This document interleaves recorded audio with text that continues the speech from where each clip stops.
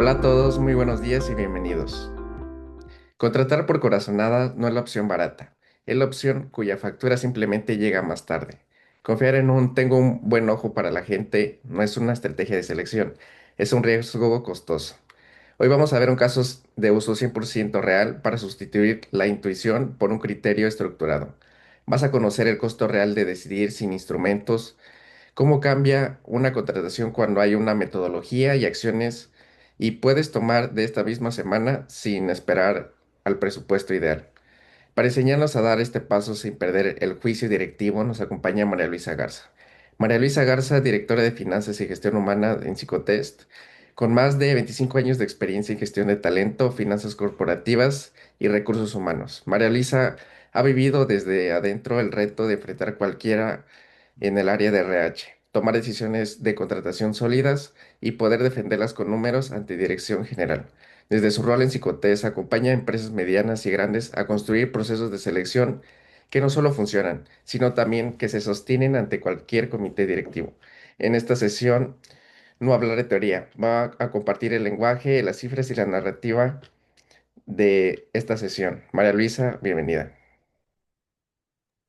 Muchas gracias, Ciro. Gracias por la presentación.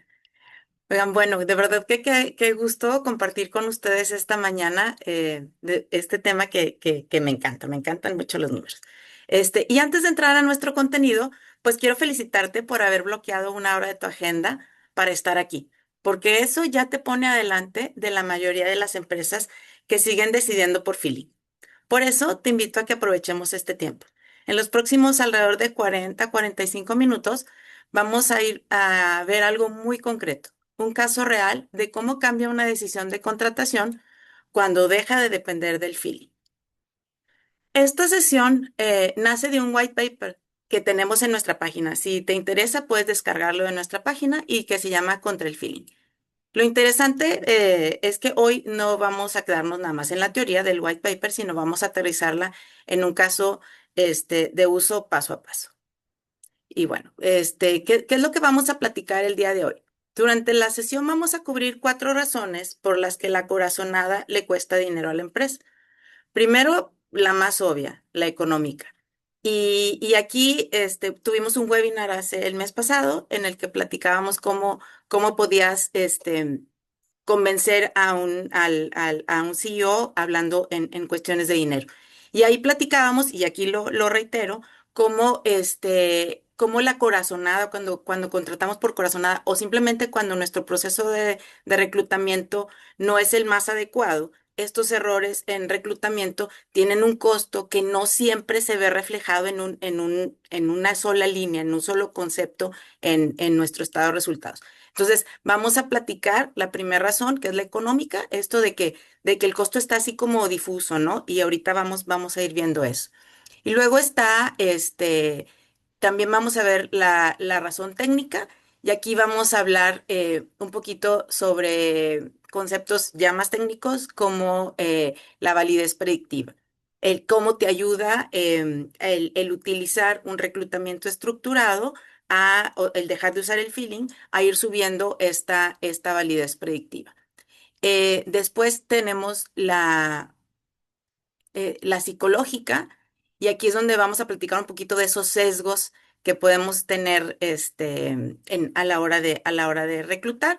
Y por último, la regulatoria para que veas que incluso hay una norma mexicana que ya habla sobre buenas prácticas de reclutamiento. Y bueno, al final del bloque vamos a aterrizar estas razones en un caso de uso real. Vamos a ver una misma vacante resuelta de 2 formas distintas. Y al cierre, pues como siempre, tendremos un espacio de preguntas. Igual, si quieres irlas anotando, hay un área aquí en el Zoom de preguntas y respuestas. Si las quieres ir anotando ahí también, las vamos a revisar al final de la sesión. Y algo que me gustaría aclarar es que la invitación del día de hoy no es a que dejes de confiar en tu instinto, o sea, es algo valioso, ¿sí? Lo que voy a pedirte es que lo pongas en el lugar correcto del proceso. Y bueno, agradezco que Ciro ya me presentó, solo quiero agregar algunos puntos. Soy doctora en psicología organizacional y mi investigación doctoral se enfocó en factores de riesgo psicosocial en el trabajo. que es un tema que como este, tiene que ver con medir con rigor cosas que normalmente manejamos solo con intuición. Y algo que me gustaría dejar claro desde este momento, porque cambia la manera en cómo te invito a que escuches lo que sigue, es que mi interés no es que dejes de confiar en tu criterio, como te decía antes. Me ha tocado entrevistar candidatos por muchos años, ¿verdad? Y yo sigo confiando en mi percepción en la entrevista. Ese es importante. Eh, Mi interés es que las empresas evalúen con ciencia antes de contratar, sin perder la mirada humana que la gestión del talento humano exige. Hoy no voy a hablar solo de teoría, te voy a mostrar con un caso de uso real que cambia cuando una decisión de contratación deja de depender del feeling y que se gana en pesos y en tranquilidad también cuando se estructura. Yo trabajo en Psicotest desde hace un buen de años y viendo estos números desde el lado financiero de la empresa, no solo desde el lado técnico, y eso me ha dado una perspectiva particular. Cada contratación que falla, eh, digo, todos las hemos tenido, no es solo un problema de recursos humanos, es un gasto que el área financiera termina absorbiendo. Y como te decía, es medio difuso y ahorita lo vamos a ir platicando. Te invito, bueno, vamos ya entrando en el tema, te invito a que pienses en esto por un momento. Si has participado en procesos de reclutamiento, estoy casi segura que has vivido estas historias. Un candidato que en la entrevista lo tenía todo, o sea, llega el candidato y tú lo ves y tiene buena presencia, seguridad, responde de manera rápida, con el que tienes una química inmediata. Te decides por él y a los 6 meses nada más no se integró al puesto. Y luego también está la contraria, alguien que no impresionó en la entrevista, pero resultó ser la mejor contratación del año. Y vamos a ser bien sinceros, cuando alguien no te impresionó en la entrevista y lo contratamos, a veces es porque no estuvo en la terna ese candidato que sí hizo clic contigo. Cuando estas historias ocurren, normalmente las etiquetamos como mala suerte, cuando contrataste al que se veía súper bien y no se acomodó. Rara vez la identificamos como lo que fue, una decisión de negocio tomada con el peor instrumento disponible. Y quiero ser bien precisa con esta frase, porque es el corazón de los próximos minutos. No estoy diciendo que te equivocaste por descuido al hacer esa contratación, ni que te haya faltado experiencia. Lo que estoy diciendo es que tal vez usaste un instrumento con mala precisión y que nadie te lo ha dicho. Porque a diferencia de una báscula o de un termómetro, que me encanta esta analogía, a la intuición nunca se le pone en duda. Y no eres el único. Si le preguntas a cualquier director de operaciones, de ventas o de finanzas, casi todos tienen mínimo estas dos versiones de la misma historia. Una que salió mal a pesar de la buena impresión y otra que salió bien a pesar de la mala. Yo creo que aquí la mayoría nos identificamos con esto. Y bueno. El feeling para contratar no es un don, ¿sí? Es un instrumento de medición. Igual que un termómetro o que una báscula, que te decía que me encanta hacer esta analogía. Y como todo instrumento tiene una propiedad medible, que es que también predice lo que dice predecir, ¿sí? Un termómetro nos habla de temperatura, ¿no? Una báscula nos habla de peso. Hay décadas de estudios midiendo exactamente esto. Y ahí viene la parte que no nos gusta o que no le gusta a casi nadie. La intuición, si la medimos con el mismo rigor con que mediríamos cualquier herramienta, cualquier otra herramienta de la empresa, resulta ser de las que peor funcionan. Como les digo, no es una opinión mía, los estudios lo avalan. La razón de esto no es porque el evaluador sea malo ni porque le falte experiencia. Es porque el juicio humano forma impresiones en segundos, literalmente en segundos, y construye después las razones que las justifiquen. Esto no es un defecto de carácter, no es un defecto de la persona. Esto es como está diseñado el cerebro humano, ¿sí? Este documento, este white paper del que te platico y esta sesión que hemos preparado a partir del white paper, reúne 4 razones por las que eso le cuesta dinero real a la empresa. Vamos con la primera y aquí va algo que quiero que te lleves, aunque se te olvide todo lo demás. Ningún instrumento de medición, incluyendo la intuición, mejora solo porque quien lo usa tenga más años de experiencia. Un termómetro descompuesto sigue descompuesto aunque lo use un médico con 30 años de carrera. No es la experiencia del médico, es el instrumento el que no está bien, ¿ok? Entonces, bueno, esta parte me encanta. Seguro has escuchado esta frase. Yo tengo buen ojo para la gente. Sí, y hay quien tiene más buen ojo que otros, ¿no? Hay esta parte de la intuición.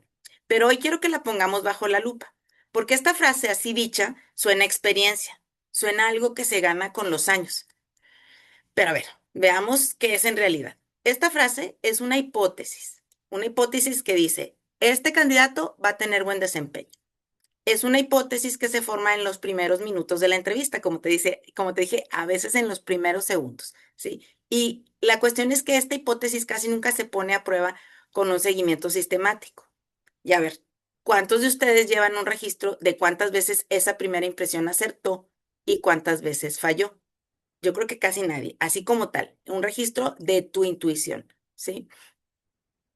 Recordamos siempre los aciertos, el candidato que se veía bien y resultó excelente. Esos, pues no necesito documentarlos, los tengo aquí muy grabados, ¿sí? Pero si olvidamos o racionalizamos, le buscamos una lógica a los errores, sin comparar contra los candidatos que no se contrataron, sin medir el desempeño real a 6 o 12 meses, esa hipótesis que nos hicimos en los primeros minutos de la entrevista nunca se confirma ni se refuta. Solo se repite de verdad generación tras generación de contrataciones con la misma confianza de siempre. La experiencia de un director es real, es muy valiosa, ¿sí? Y no estoy diciendo que no sirva para nada. Lo que no existe es la comprobación sistemática de que esa experiencia predice correctamente. Y sin esa comprobación es una creencia, no es un método, ¿sí? Vamos a ir viendo lo que dice la evidencia cuando sí se comprueba. Pero antes de pasar al siguiente slide, piensa ahorita en el equivalente en otra área de la empresa. Si en otra área de la empresa tratarán de usar la intuición. Por ejemplo, si un gerente de finanzas dijera, yo tengo buen ojo para saber si un proyecto va a ser rentable, y sus decisiones fueran tomadas solo con esta frase, sin un modelo financiero, sin proyección de flujo, ¿tú crees que lo dejaríamos decidir así? Pues yo creo que no, ¿verdad? O sea, normalmente tiene que estar respaldado por algo. En selección de talento, con presupuestos similares o a veces mayores en juego, se permite casi todos los días. Entonces, bueno, como te decía, vamos a ver 4 razones. Vamos con la primera razón, que es la económica. Cuando una contratación falla, yo te decía, el costo no aparece en una sola línea del estado de resultados. No es como que diga, costo por contratación fallida, ¿verdad? Este costo se reparte entre el tiempo del equipo que vuelve a arrancar el proceso, o sea, hay que contratar otra vez y hay que correr todo el proceso de reclutamiento. En la curva de aprendizaje, este es uno de los costos más difusos. En la curva de aprendizaje que nunca se completó, ¿sí? Tienes un candidato, entra hasta 6 meses, no se completa y va a entrar alguien más. Entonces, esto tiene un costo, ¿sí? En la carga que absorbieron los compañeros, si tienes que pagar horas extras porque esa vacante no está cubierta o porque no ha terminado la curva de aprendizaje, ¿sí? Lo más lógico es el finiquito, o sea, los costos que a lo mejor sí puedes identificar más fácil es el finiquito, es todo el costo del reclutamiento de cuando publicas una vacante, si tienes costo por el tiempo de los reclutadores y demás, que hay que hacer una serie de cálculos. Por eso te digo que es como muy difuso. Entonces, por eso mismo se subestima, es un costo difuso y lo difuso se siente barato aunque no lo sea, ¿sí? Si te pones a echarle números, sí, te vas a dar cuenta de que es una razón importante la económica. Entonces, antes de seguir, necesito que tengas estos números en la cabeza, no como porcentajes de un slide de recursos humanos que tú podrías poner en una presentación, pero que se olvidan al salir de la reunión, sino como pesos que ya salieron de la cuenta de banco de la empresa. Hay estimaciones de la industria que dice a medir que ubican la rotación laboral en México cerca del 17%. Es una de las más altas de la región, por cierto, ¿sí? Y te pido que la leas como referencia sectorial, ¿sí? No como estadística oficial de una sola fuente. Pero la dirección del dato es clara y es consistente con lo que la mayoría de ustedes vive todos los días, ¿sí? Este es un punto de referencia. Obviamente hay sectores en los que es más, en los que es menos. Este es un promedio, ¿sí? Pero en la práctica, ¿qué significa este 17%? Traducido a una empresa concreta. que si tenemos una empresa de 500 colaboradores, esta empresa, el 17% representa 85 colaboradores al año. Si tenemos una rotación del 17%, representa que hay 85 decisiones de contratación cada año, 85 procesos completos con su publicación de vacantes, sus entrevistas, su inducción, que es algo que no platicamos ahorita, cada una con su propio costo oculto, ¿sí? En manufactura hay otro dato, específicamente en manufactura hay una nota de UKG que ubica el costo de reemplazo entre 10,000 y 30,000 pesos, según el perfil y la complejidad del puesto. O sea, puede ser 10,000, puede ser 30,000, ¿sí? Y para una desvinculación temprana, ¿sí? El tipo de salida que aparece cuando el ajuste al puesto o la cultura no era el esperado, que es exactamente el escenario que describimos al iniciar, con el candidato que lo tenía todo y que pues no se acomodó, ¿sí? La nota es de Hitch, citada por el economista, estimó un costo cercano a los 200,000 pesos por caso de estas salidas tempranas, ¿sí? ¿Cuánto exactamente? Aquí te estoy dando diferentes cifras, ¿no? ¿Cuánto es exactamente? Pues depende de varias cosas. Entre ellas, obviamente, el puesto, el salario, la tasa de rotación de cada empresa, porque aquí es donde tú tendrías que ir acomodando los datos de tu empresa. No hay una cifra única para todas, pero lo que sí es constante para todas es que cada mejora en la precisión de la contratación es dinero que no se vuelve a gastar en rehacer el mismo trabajo 2 o 3 veces. Y quiero que noten algo. Estas cifras no son de Psicotest. Aquí te estoy poniendo las referencias de quién da estas cifras, ¿no? Entonces, la intuición no es algo gratis, ¿sí? Es la opción que parece gratis porque su costo llega meses después y sin una factura específica. Entonces, aquí podemos cerrar esta razón con que contratar por corazonada no es la decisión de menor costo, es la que factura tarde, que se reparte el costo y que casi nadie suma, ¿ok? Entonces, ya vimos la razón económica. Este, vamos a seguir con la razón técnica. Y esta, déjame te digo, es la que más incomoda a quien lleva años contratando, porque toca directamente a la idea que te decía de tener buen ojo, la que te decía que suena a que yo tengo experiencia, años de experiencia, ¿no? Y vas a ir notando un patrón. En las próximas 3 razones vamos a seguir viendo la misma estructura. Un problema que se siente inofensivo y un costo real que aparece después cuando ya es muy caro corregir. A ver, la calidad de un método de selección no es cuestión de opinión, ¿sí? O de experiencia acumulada, ni de qué tan seguro se siente el entrevistador al final de la charla, de la entrevista. Se mide con un número y ese número tiene un nombre técnico, se llama validez predictiva. Y vamos a ver qué significa y sobre todo cuánto vale para la entrevista tradicional. Antes de dar el número, te pido que hagas un ejercicio mental rápido. Piensa en tu proceso de entrevista actual, en este proceso que tú haces normalmente y te quiero preguntar si tienes un guión fijo para las entrevistas, ¿sí? Si usas los mismos criterios para todos los candidatos de una vacante, ¿sí? Entonces ya con eso ya estamos entrando un poquito en el tema, ¿sí? Entonces te pido que guardes esa respuesta porque la vamos a necesitar en el bloque del caso de uso. Entonces, bueno, la entrevista como se hace en muchas empresas, como normalmente la hacen en muchas empresas, que no quiero decir que sea tu caso, porque igual aquí vamos a estar repasando, tal vez tú ya tienes una entrevista muy estructurada y es hacia lo que nos queremos dirigir. Pero en muchos lados, o incluso es como un vicio de los reclutadores, se hace una entrevista como más abierta, platicada y luego distinta cada vez, ¿no? Como que vas viendo qué te contesta el candidato y sobre eso te vas yendo, no te va llevando, ¿sí? Es decir, que no tienes un guión fijo, como te preguntaba ahorita si tienes un guión fijo. Esta entrevista tiene un nombre técnico y se llama entrevista no estructurada, ¿sí? Y lo interesante es que, pues, aunque suene informal, sí se puede medir que también funciona. Entonces, te voy a pedir que imagines una escala de 0 a 1, que mide que también un método predice si alguien va a rendir bien en el puesto. 0 sería lo mismo que echar un volado. Y 1 sería adivinar siempre, sin fallar nunca. Algo que pues obviamente no existe. Me encanta porque un maestro cuando estaba en la maestría decía que el capital humano no es una ciencia exacta. Entonces vamos buscando cómo irnos mejorando, pero no es una ciencia exacta, ¿no? Entonces, el estudio más grande y más citado sobre este tema sobre la medición de las entrevistas estructuradas o sobre la medición de un reclutamiento estructurado, ¿sí? Reunió resultados de más de 86,000 personas contratadas en distintas empresas y encontró que la entrevista de plática libre, la que te digo que es así como que llegas sin ningún guión y vas yendo conforme el candidato va respondiendo, y que en muchas empresas se hace, se queda en punto 33 en la escala que te decía de 0 a 1. Y la entrevista con un guión fijo y los mismos criterios para todos sube a punto 44. Ahora, ¿qué tan cerca de un volado es punto 33?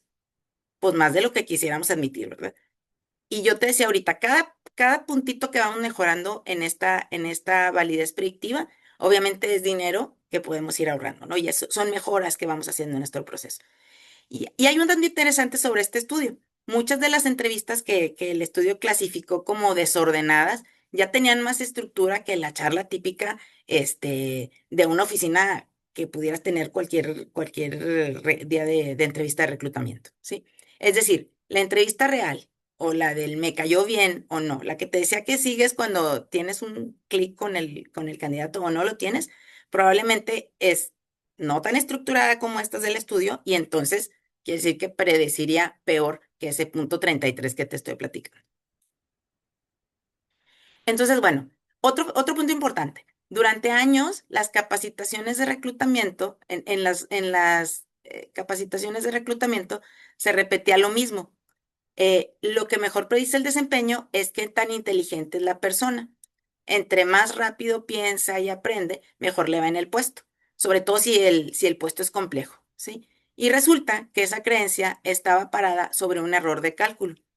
En 2022, un grupo de investigadores revisó los números originales de donde partía esta información y encontró que estaban inflados. Se habían hecho malas cuentas hace años, cuando el estudio original, y nadie lo había corregido.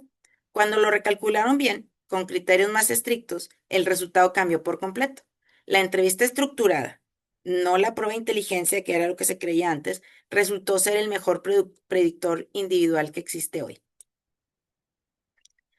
Esto importa mucho aquí en México porque todavía hay procesos de selección que usan solo una prueba de razonamiento como único filtro objetivo, pensando que ahí está la ciencia. Y lo que dice la evidencia más reciente es que la entrevista bien estructurada le gana a este filtro que pudieran estar usando las organizaciones. Esa fue la razón 2, que decíamos la técnica. Ahora vamos con la tercera razón, la psicológica, porque seguramente has escuchado reclutadores o, si eres muy honesto, tal vez te has escuchado a ti mismo decir, yo sí tengo buen ojo y vale la pena revisar esta creencia porque hay investigación dedicada exactamente a esto y tiene que ver con algo que nos pasa a todos sin darnos cuenta. El cerebro nos engaña y no nos avisa cuando lo hace. Esto es una realidad, ¿eh? Entonces ahorita vamos a ir viendo por qué. El cerebro humano evalúa a otra persona en segundos, como te decía, literalmente en los primeros momentos del saludo. Por eso, cuando tu mamá te decía la primera impresión es la importante, de veras que trata de crear una buena impresión, una buena primera impresión, ¿sí? Y luego, o sea, una vez que se genera esta evaluación que hace nuestro cerebro, va creando razones que la justifican, ¿sí? Esa primera impresión. Si yo ya me hice una impresión de alguien, mi cerebro va buscando razones para acomodar que esa intuición que yo tuve, es correcta, ¿sí? Y este es un atajo mental de nuestro cerebro que era muy útil para sobrevivir hace miles de años, ¿sí? Pero produce sesgos con nombre propio en una entrevista. Y vale la pena que los reconozcas, porque a lo mejor los has visto, sin nombrarlos, en tu propio proceso de selección, ¿sí? Entonces vamos a ir viéndolos. El primero es el efecto halo. El efecto halo hace que una cualidad visible, ¿sí? Como seguridad al hablar, buena presencia, un apretón de manos firme, contamine la evaluación de competencias que ni siquiera se observaron. Y te pongo un ejemplo típico. El candidato domina el inglés y se expresa con soltura y entonces parece automáticamente más competente en todo lo demás, en negociación, en manejo de equipo, en resultados, aunque el idioma no tenga ninguna relación con esas competencias. Otro ejemplo todavía más común es alguien que viene bien vestido y con buena postura y a él lo percibimos como más profesional en general, ¿sí? Aunque nadie haya evaluado si de verdad cumple con los procesos o entrega resultados a tiempo, ¿sí? Y piensa en alguno de estos sesgos y no necesariamente, fíjate, en reclutamiento, digo que es bien interesante, en reclutamiento los tenemos, pero también piénsalos en la vida real, ¿no? El segundo sesgo es el sesgo de confirmación. Y el sesgo de confirmación lleva al entrevistador a buscar, sin darse cuenta, la información que respalda su primera impresión. O sea, ya nos hicimos esta primera impresión con el efecto halo. Yo dije que se ve súper profesional. Entonces, y mi sesgo de confirmación va haciendo que yo vaya pensando que todo lo que me va contestando confirma eso, ¿sí? Si el candidato cayó bien en el saludo, el resto de la entrevista se convierte, sin que nadie lo note, en una búsqueda de razones para confirmar ese primer mélate, ¿sí? Y las respuestas que no avalan esa idea inicial, esa idea que te hiciste, simplemente se minimizan o se olvidan. Y aquí, bueno, te das de cuenta que es la misma razón por la que cuando tú ya decidiste comprar algo, empiezas a notar solo las reseñas buenas y a ignorar las malas, ¿sí? Si de repente ya te decidiste a comprar algo y tu cerebro te está buscando que lo avales, empiezas a ver, ah, mira, tiene muchas reseñas buenas. Y vas y ves que hay tres, de una estrella y como que han de estar equivocados, ha de haber salido mal, ¿sí? Ese es el sesgo de confirmación.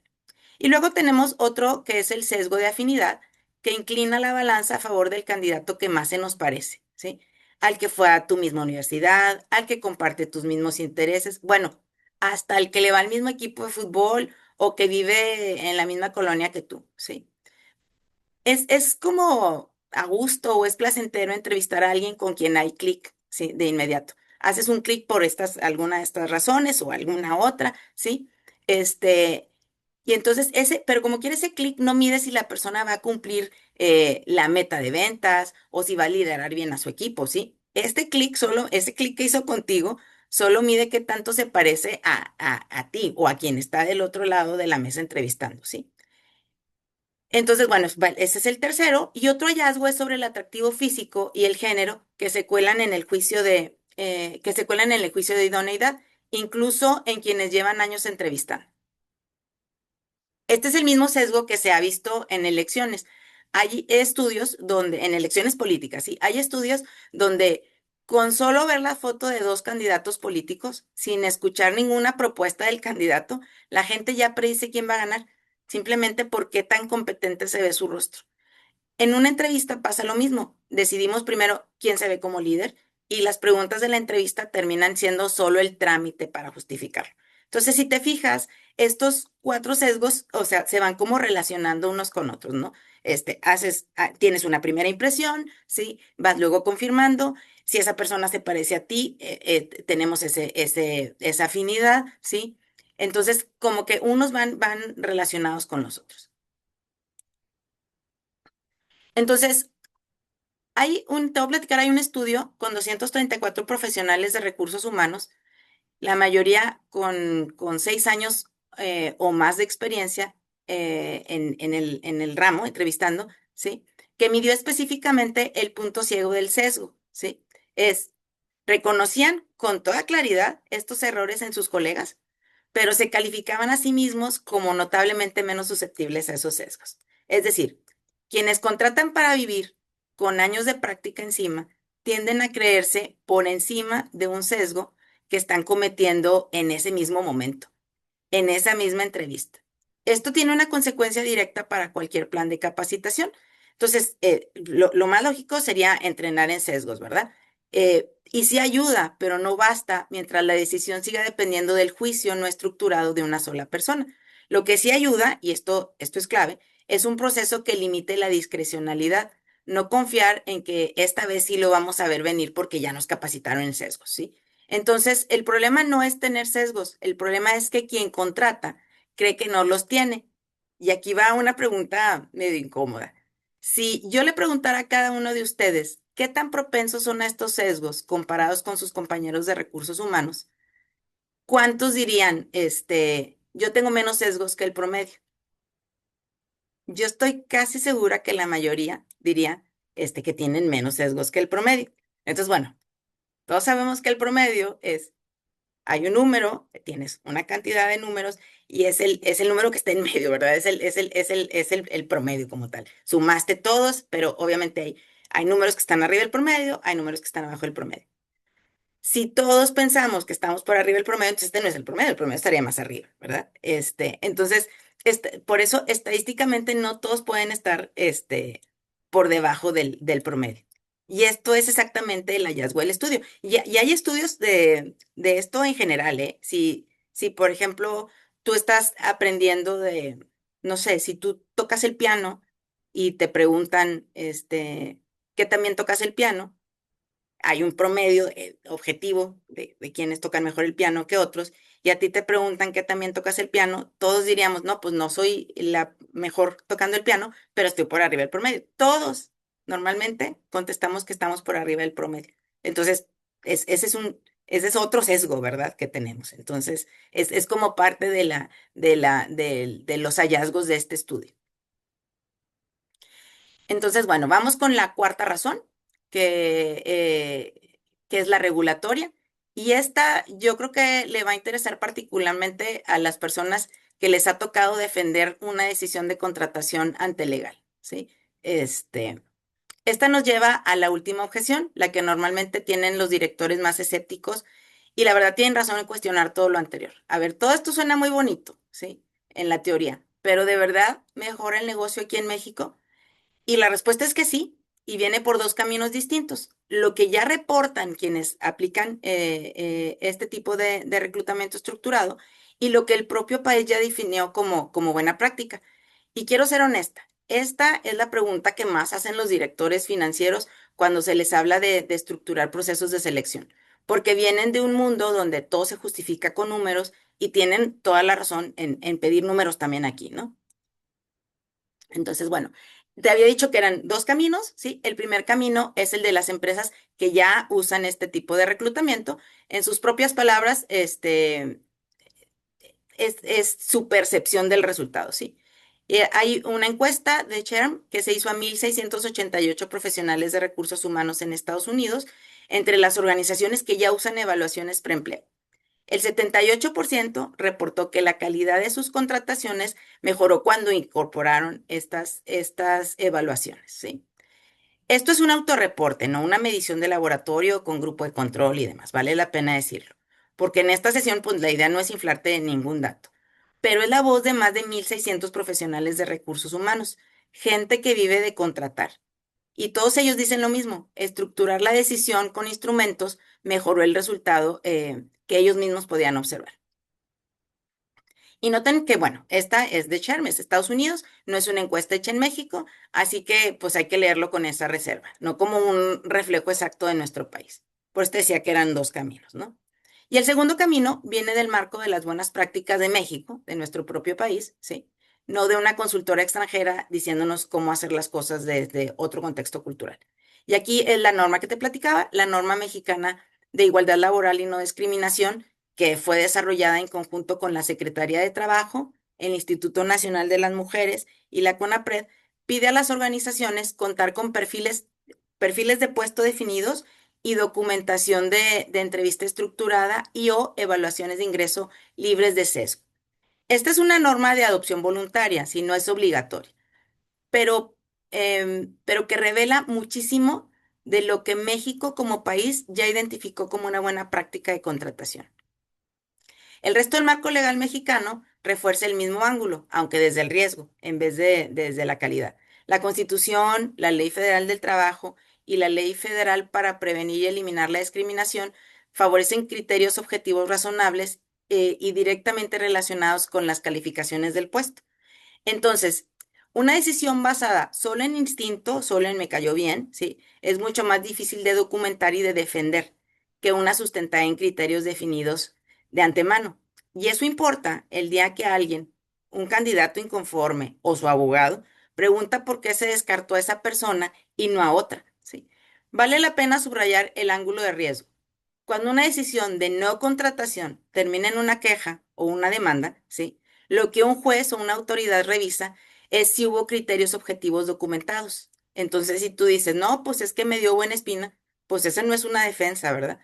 Un perfil de competencias con puntuación comparada sí lo es. Y entonces, aquí el punto es, cuando México describió una selección justa, describió un proceso estructurado con criterios objetivos. La corazonada es precisamente lo que esa buena práctica busca dejar atrás. Entonces, estos eran los dos caminos que te quería platicar. Eh, Escribir un documento como este, el white paper que te platico, ¿sí? Desde una empresa de psicometría, pues nos obliga a aplicarnos la misma vara que le pedimos al mercado, ¿sí? En 15 años y más de 20 millones de evaluaciones en 25 países, aprendimos algo que quiero que se lleven hoy. La psicometría no reemplaza al director que decide, ¿sí? Le da algo que la corazonada nunca le dio, que es un criterio medible, documentado y defendible. Entonces, contratar conciencia no es contratar sin intuición. Y quiero que quede muy claro, porque a veces se malinterpreta, ¿sí? Es poner la intuición donde suma, en la conversación, en la lectura del equipo, en la visión del negocio, y quitarla de donde resta, que es de la medición, que debería ser un instrumento diseñado para eso. Y para que esto deje de ser teoría, de una vez por todas, quiero mostrarles cómo se ve en la práctica un caso real con números. Ahora sí, la parte que ya les he dicho muchas veces, el caso de uso. Vamos a tomar una vacante, la misma en los dos escenarios, con los mismos dos candidatos y ver exactamente qué cambia cuando se estructura el criterio de decisión.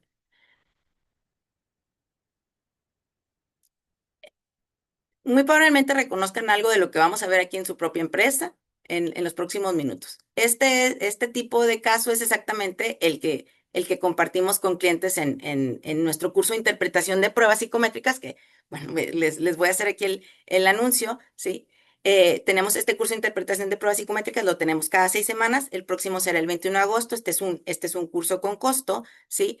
En el que se te enseña a no solo entregar una calificación, sino que se te enseña a leerla en una decisión real. ¿Sí? Ahorita al final les platico dónde pueden ver información de ese curso. Entonces, bueno, vamos a situarnos en una empresa mediana del sector de servicios, 180 empleados, la vacante es gerente regional de ventas. Es una posición crítica que dirige a 12 vendedores y representa el 30% de los ingresos de esa región. Esta vacante lleva 3 semanas abierta, con la presión que esto genera. Sí, ya habíamos platicado. O sea, estamos sin gerente de ventas. Y el puesto anterior tuvo 2 salidas en 18 meses. Sí, 2 salidas en 18 meses. Ambas contrataciones que se habían decidido, perdón, en palabras del propio director, por buen feeling en la entrevista. Entonces ahora llegan 2 finalistas a la etapa final, el director tiene que decidir en una semana y ahora ya sabe, por experiencia reciente y dolorosa, que una tercera salida en este puesto ya no es una opción barata, ¿sí? Ya vimos los costos, ¿sí? Recuerden la cifra que vimos hace unos minutos, alrededor de 200,000 pesos por desvinculación temprana, porque fue en 18 meses, se fueron 2 personas, ¿sí? Y este es un puesto con un salario bastante superior al promedio, ¿sí? Entonces vamos a ver qué pasa con cada uno de los dos caminos posibles y algo que vale la pena decir es que esta no es una vacante inventada para el caso, para que el caso se vea bonito. Es con datos modificados el tipo de situación que cualquiera de ustedes ha vivido, una posición crítica, poco tiempo, presión de resultados y la tentación de decidir rápido con lo que la entrevista te hizo sentir. Entonces, llegamos al punto clave. Los mismos dos candidatos evaluados de dos formas distintas. El camino uno, ¿sí? Solo la entrevista libre, que es exactamente como se había decidido las 2 veces anteriores en este mismo puesto. El candidato A entra seguro a la entrevista, muy carismático, con respuestas fluidas, buena vibra desde el saludo, del tipo que hace que el entrevistador ya vaya inclinado a él antes de la mitad de la charla. Y el candidato B es más reservado, se toma su tiempo para responder, genera menos química inmediata en la entrevista y la decisión en este camino es contratar a A, ¿sí? Se nota que tiene el perfil, dice el director. Sin score, sin comparación objetiva entre los dos, sin documentación real de por qué A y no B, más allá de esa sensación.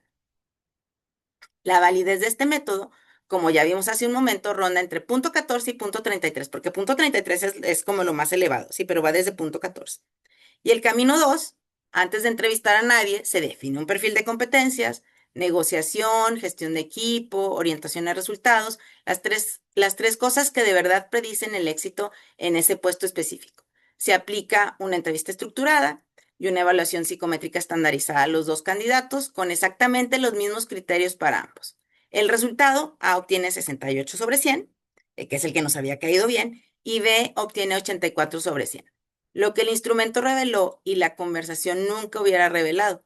B tenía mayor capacidad de gestión de equipo y mayor consistencia bajo presión. Algo invisible en 45 minutos de charla informal, pero perfectamente visible con un instrumento diseñado específicamente para medir eso.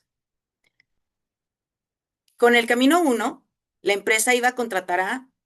Con el camino 2, toda la evidencia apunta a B. Son las mismas dos personas, la única variable que cambió fue el instrumento de medición. ¿Ok? Y entonces vamos. 6 meses después, el candidato B, si nos fuimos por el B, el candidato B, el que la entrevista libre hubiera descartado por poca química, lleva a su equipo a un 18% más de cumplimiento de la meta con respecto al trimestre anterior, perdónenme, ¿sí? Cero salidas del equipo de ventas en esos 6 meses frente a las dos rotaciones de los 18 meses, de los 18 meses anteriores, ¿sí? Con la contratación anterior.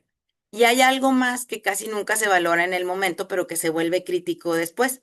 La decisión aquí quedó documentada en una página, ¿sí?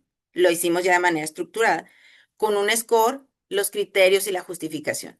Esta justificación esta decisión está auditable ante la dirección.